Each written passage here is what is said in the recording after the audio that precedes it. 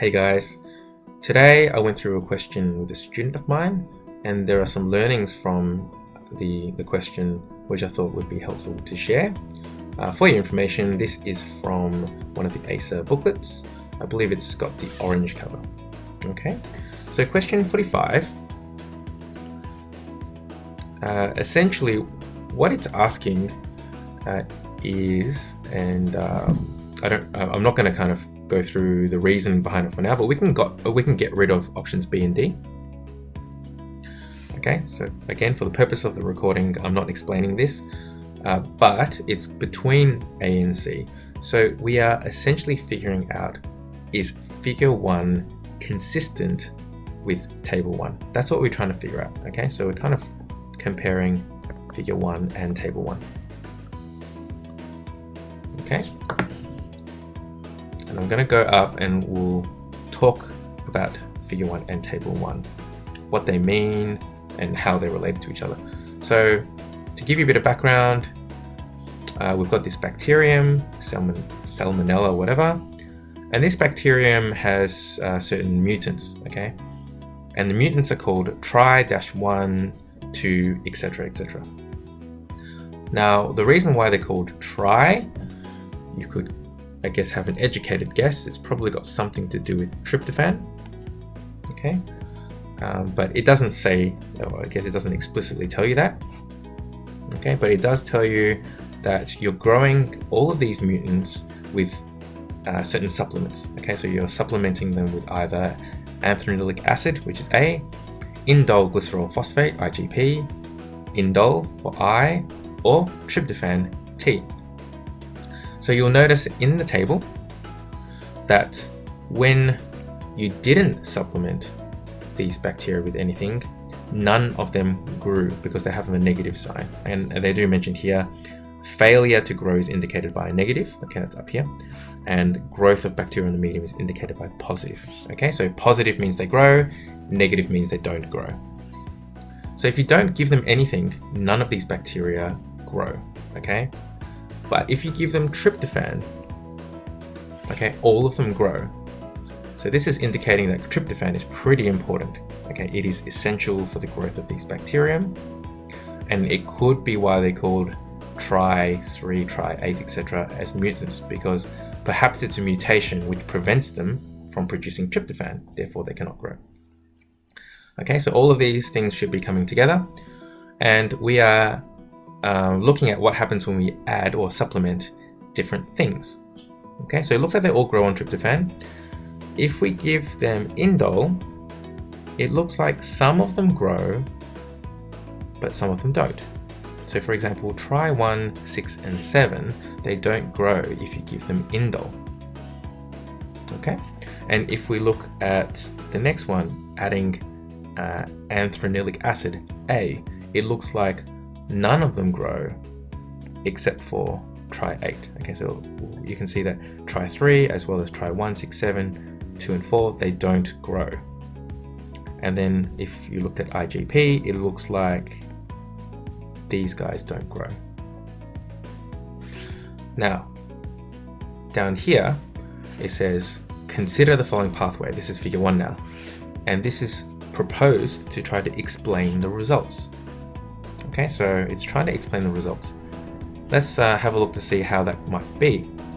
So if you looked at mutant tri-3, okay, so the very first mutant on table 1, it says that it grows on tryptophan and indole, but not anthranilic acid and IGP. So how could that be consistent? Let's have a look. So tryptophan is down here, indole is here. So if you give it indole, it grows. So I'm going to tick there. If you give it tryptophan, it grows. So that makes sense because tryptophan, we need it to grow.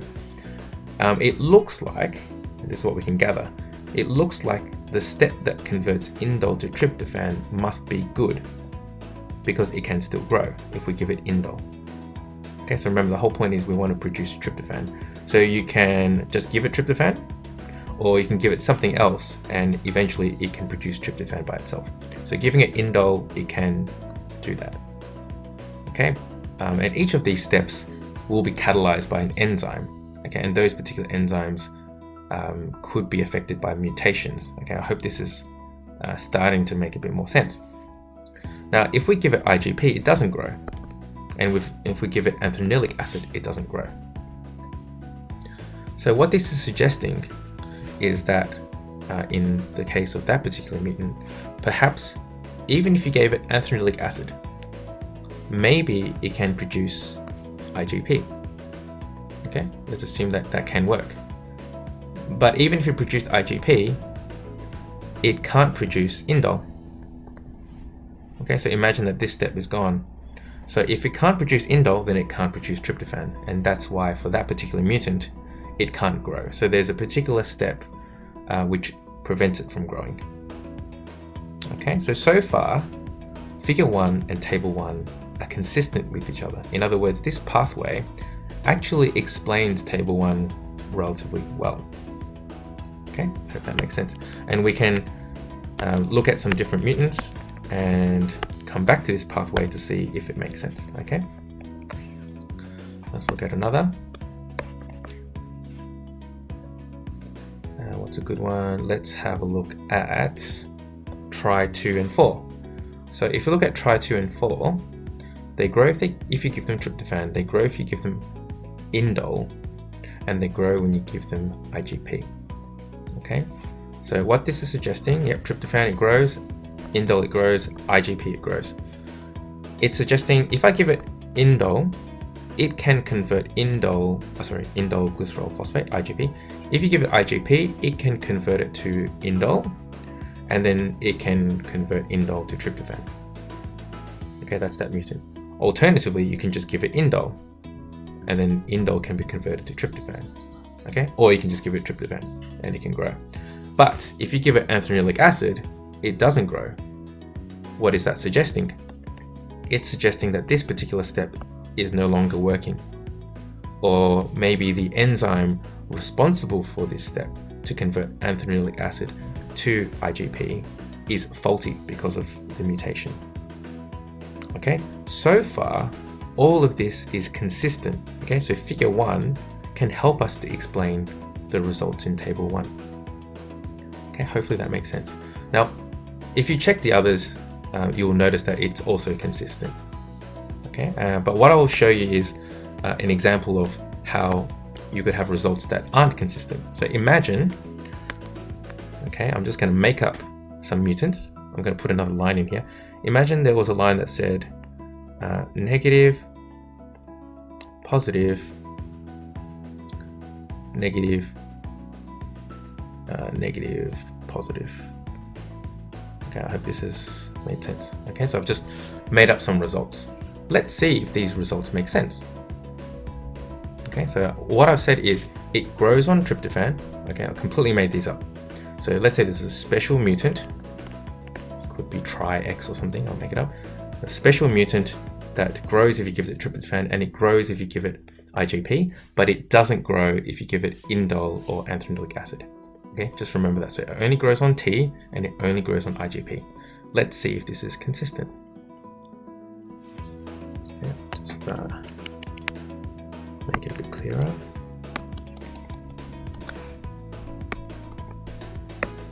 Okay, so it grows if you give it tryptophan. Okay, that makes sense. Because it looks like it needs tryptophan. Okay. Now the only other thing is it grows if you give it IgP. All right. So if I give it IgP, it grows.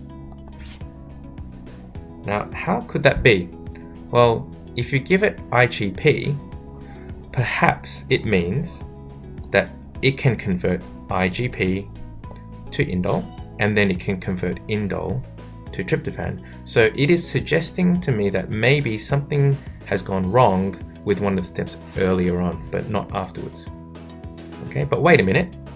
If you look at the results, you'll realize it doesn't grow on indole. Okay, so it doesn't grow on indole. So how does that work? How come it grows on IgP, but it doesn't grow on indole? Okay, I hope that kind of makes sense.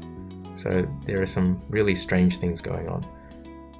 Okay, so the thing that I've just made up doesn't make sense. Okay, alternatively, and this is just to hammer it in, I could make up the results again. I could say it grows on tryptophan, and it also grows on anthranilic acid. Okay, so this one would be the most confusing.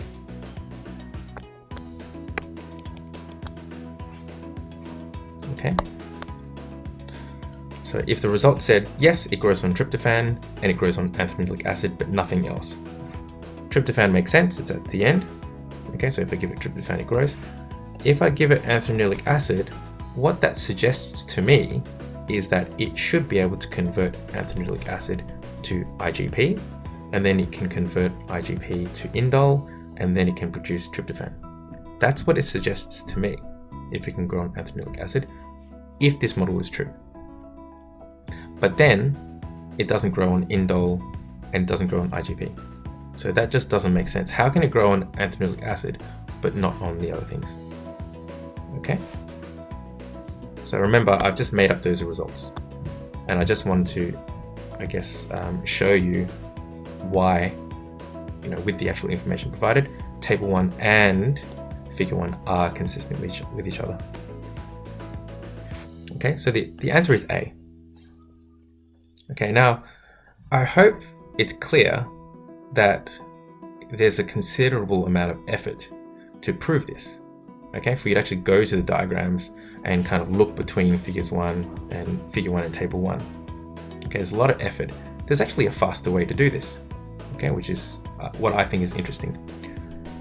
If you realize through deduction that B and D are not correct, and that you're trying to figure out the correct answer between A and C, then you can actually look at questions 44 and 46. Okay, let's have a look.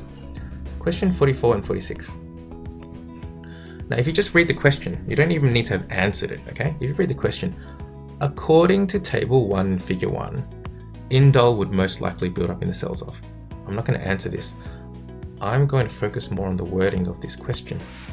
According to Table 1 and Figure 1. Again, 46. According to Table 1 and Figure 1, the defect in Tri3 could directly affect only blah blah blah. Again, I'm not interested in the actual answers for this question. I'm interested in the way that the questions are worded.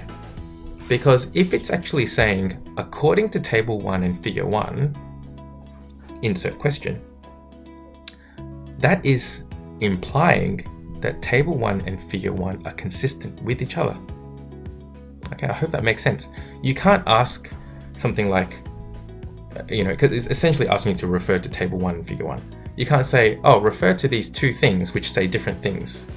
Okay, there are these two sources of information, both are inconsistent with each other, answer the questions. That doesn't make sense. Okay, so according to Table 1 and Figure 1, that is suggesting that they are consistent with each other. So if you read those questions, then it's pretty clear that for question 45, that A is probably correct. Okay, they do not contradict each other. So I hope that makes sense. This is kind of tying into another video that I made earlier about looking at the bigger picture. Often when you're doing questions, don't just do the questions in isolation. You should always look at information from previous questions or even subsequent sometimes. And not just your answers, not just things that you figured out, but also the actual questions themselves. Okay, the wording of the questions.